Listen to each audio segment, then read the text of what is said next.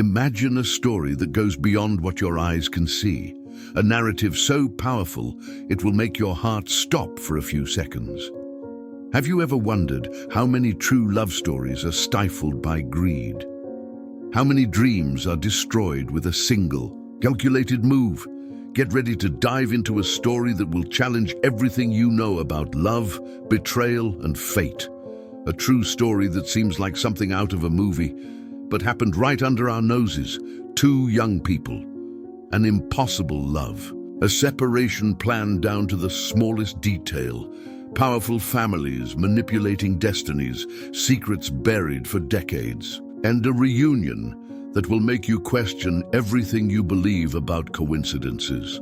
Are you ready to discover how true love defies all barriers? Every second of this story will captivate you. Every revelation will make you take a deep breath. Get ready for a journey that will make you cry, smile, and believe that love truly has no limits. Warning: this is not just another love story. This is an affirmation that fate always finds a way. Fasten your seatbelts. The journey is about to begin. Fate can be cruel when you decide to separate two hearts that were born to be together. João and Maria lived a love that defied all expectations. He, the son of a traditional, well-to-do family from São Paulo. She, a simple young woman from the outskirts of a small town in the interior of Minas Gerais, but with a heart richer than any inheritance. They grew up practically close to each other, neighbors since the age of 5. He, the only son of a successful businessman. She, the youngest of a humble farming family. In the early years, the social difference was invisible to both of them. They played in the same spaces, shared the same dreams, shared the same secrets.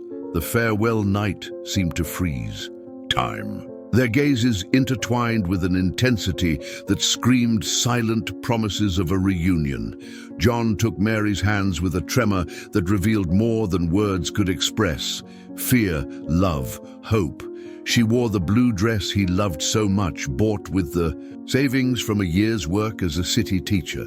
Suddenly, the family empire built over generations collapsed like a house of cards. João's father's company, a traditional coffee export trading company, was hit by $1 million fraud engineered by a traitorous partner. Endless debts, lawsuits, and a bankruptcy that wiped out his entire fortune in a matter of weeks turned his life into an instant nightmare. João's father, once a respected businessman with important political connections, was now just another name crossed off the business records. His mother, an elegant lady accustomed to luxury, had to sell all her family's jewelry to pay off her most pressing debts. Maria promised to wait, not with words, but with a look that pierced João's soul. Every inch of his body screamed a promise. "I'll be here." He would leave in search of new opportunities, taking with him only the clothes he was wearing, some clothes and a heart full of love. The city that had seen them grow up together now separated them. João headed for the capital, carrying only a suitcase of hope and Maria's portrait tucked in the inside pocket of his coat. She stayed, turning each day of absence into a silent prayer for reunion. Maria's family tried to convince her to move on.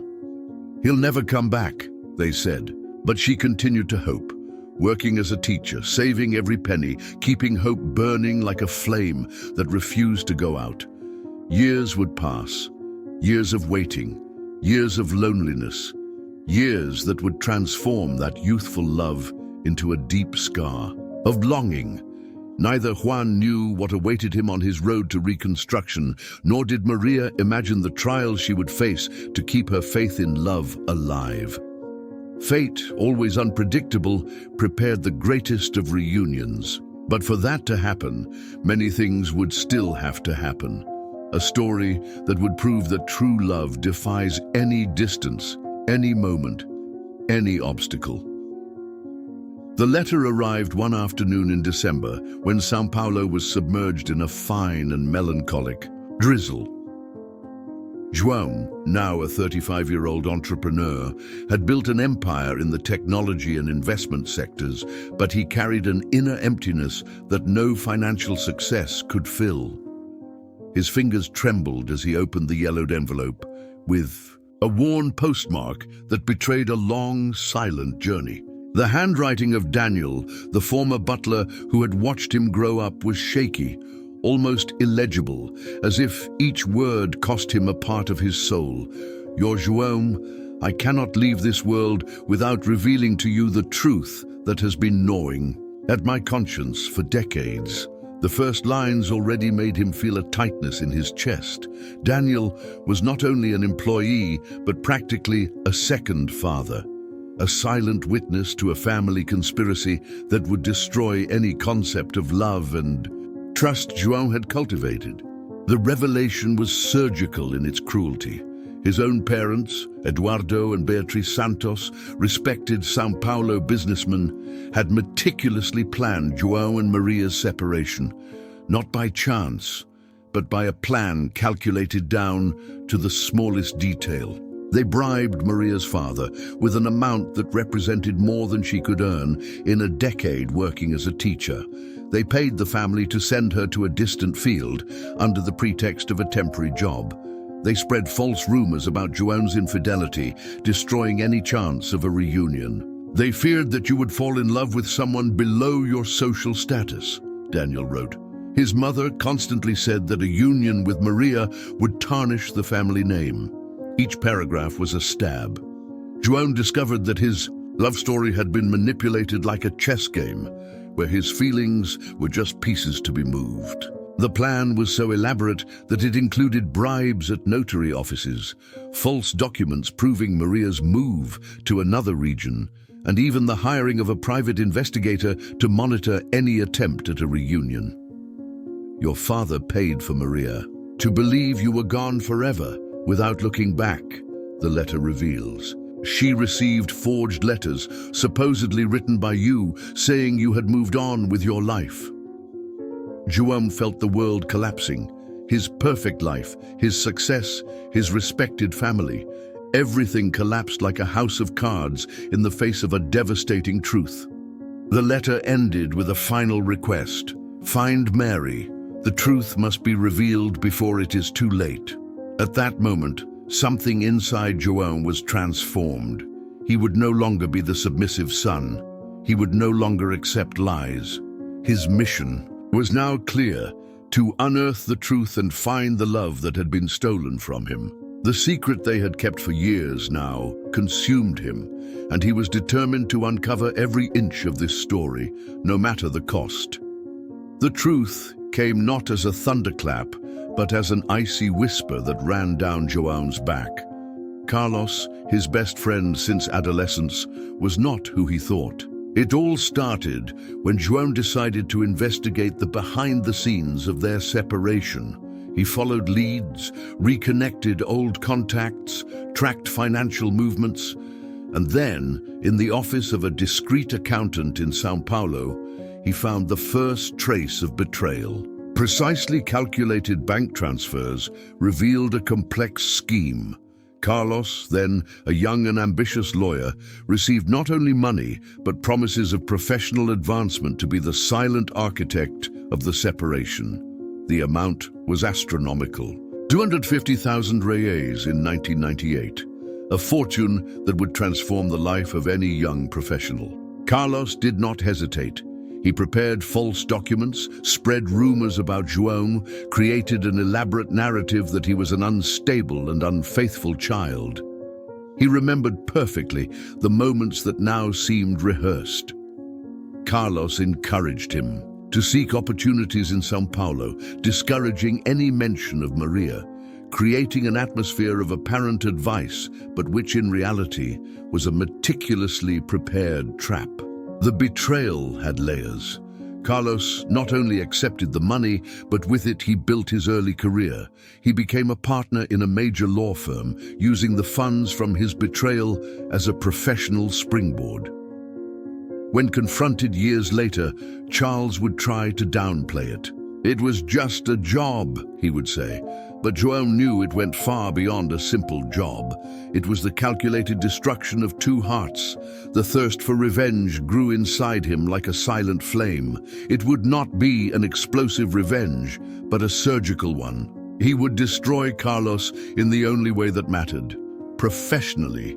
Using his contacts and influence in the business world, João began to undermine his former friend's reputation. He cancelled contracts, quietly spread information about his unethical behavior, moved pieces in a chess game where Carlos would be the sacrificed pawn.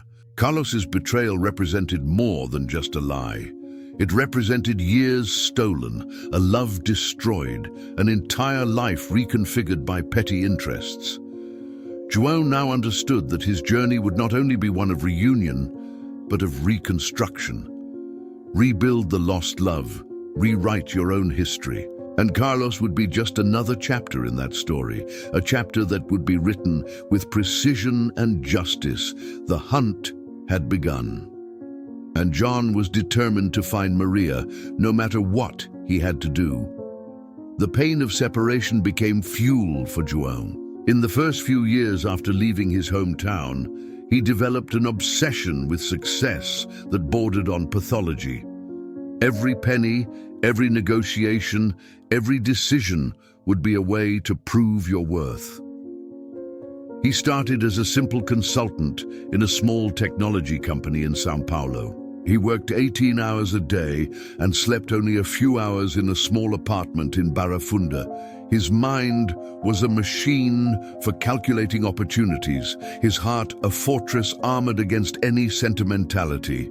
In 2005, he created his first business management software startup.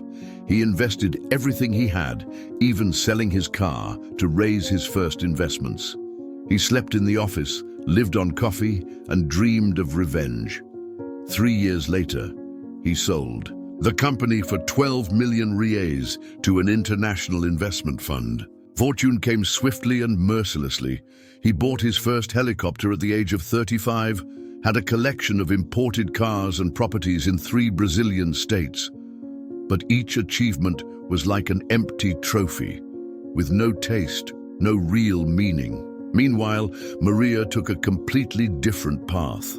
Life had thrown her into a spiral of challenges that no one could have imagined. After being convinced to leave her hometown, she found herself lost in a completely different reality. She worked as a maid, a street vendor, and a cleaner. Every day was a battle for survival. Her dreams of becoming a teacher were decimated by circumstances. The savings she had were quickly consumed, and without family support, which had been bought with Eduardo Santos' money, Maria found herself practically alone. In 2010, a series of events led her to the street. A diagnosis of illness in the family, medical debts, and lack of opportunities made her just another statistic in the big cities. She slept in shelters, depended on charity from social institutions. Her dignity was put to the test every day. Juan built empires. Maria struggled to survive. Fate seemed to play cruelly with both of them. He is a millionaire and empty. She struggling for daily survival. But something bound them together invisibly and indestructibly. The memory of a love that no adversity could erase. Every million John earned was an attempt to fill the void left by Mary's absence. Every day Mary survived was proof that true love can weather any storm. Life had separated them, but fate was already preparing the greatest of reunions. Maria's pregnancy was a secret buried between the lines of an interrupted love story. In the last months before the separation, when João was still unaware of his family's plans, she carried in her womb the fruit of a love that would be brutally torn from their lives. She discovered the pregnancy one cold June morning when her hopes of being reunited with João were still alive. At first, fear invaded her. How would you support a child alone? How would you protect this being born of such pure love? The birth took place in a small maternity hospital in the interior of Minas Gerais. A stormy night, January 23rd, 1999. A strong boy, with eyes identical to João's, with the same determination in his eyes. Pedro, name chosen in secret in honor of Maria's grandfather. Maria's family, pressured by the circumstances and the money they received to keep the secret, came up with a painful plan. The baby was to be given up for adoption, but not anyway. They found a distant family in another state that would guarantee anonymity. Carlos and João's parents were directly involved in this decision. They did not want to leave a trace. They did not want any possibility of reconnection. Pedro was adopted by Marcos and Elena Rodriguez, a middle-class couple from Curitiba who could not have children. They received the baby with great affection, never suspecting the true story behind the adoption. He grew up as an ordinary child, intelligent, dedicated to his studies, with a restlessness that he could not explain. He always felt that something was missing in his family history, an invisible gap that consumed him from within. As a teenager, he developed a passion for photography. His portraits always captured untold stories, faces that hid secrets. Without knowing it, he was a living reflection of the search for one's own identity. Marcos and Elena were exemplary parents. They never hid the fact that Pedro was adopted, but the details of his origin were always confusing. Manipulated documents, truncated stories, a veil of mystery surrounded his birth. At the age of 22, Pedro began to investigate his origins, not out of discontent, but out of an almost physical need to understand his roots. Collecting DNA, searching for records, a silent investigation that consumed him. Neither Mary nor John knew of the other's existence. They did not even imagine that a son united them, not even from a distance. Fate was preparing the greatest of reunions, a story that would prove that blood ties are stronger than any secret. Pedro was living proof of a love that no one could destroy. Thursday morning in São Paulo was particularly cruel. A biting cold pierced the skyscrapers and forced the few passers-by to huddle in their coats. João had just left a $1 million meeting that would seal another big international deal. He was wearing a tailored suit valued at more than 50,000 reais. Patek Philippe watch on his wrist. Italian shoes that cost more than many Brazilians earn in months. But his eyes, even with all that success, were dull, empty. He was walking through the Sei region, an unusual route for someone of his social standing. Something inexplicable was pushing him in that direction. Perhaps fate, perhaps memory, perhaps a silent call that he did not understand. It was then that time froze. Sitting on the ground, leaning against a post, was a woman who seemed to have been erased from existence. Ragged clothes, torn blanket, hair once black and shiny, now gray and tangled. Mary. There was no doubt about it. Even dilapidated, even transformed by time and adversity, they were the same eyes. The same eyes that looked at him in childhood, that swore eternal love. João felt his body freeze. His legs trembled, not from fear, but from a shock that came from an emotion much deeper than any surface emotion. Tears began to flow. They were not tears of sadness, but of deep recognition. All his success, all his wealth, all the millions he had earned were worth nothing at that moment. Maria looked at him. Not angry, not hurt, but with the look of one who no longer expected anything. "I'm from life, John," she muttered, as if she couldn't believe what she was seeing. He approached slowly, neither as a millionaire nor as a successful businessman, but as that boy who had once promised her eternal love. He knelt down beside her.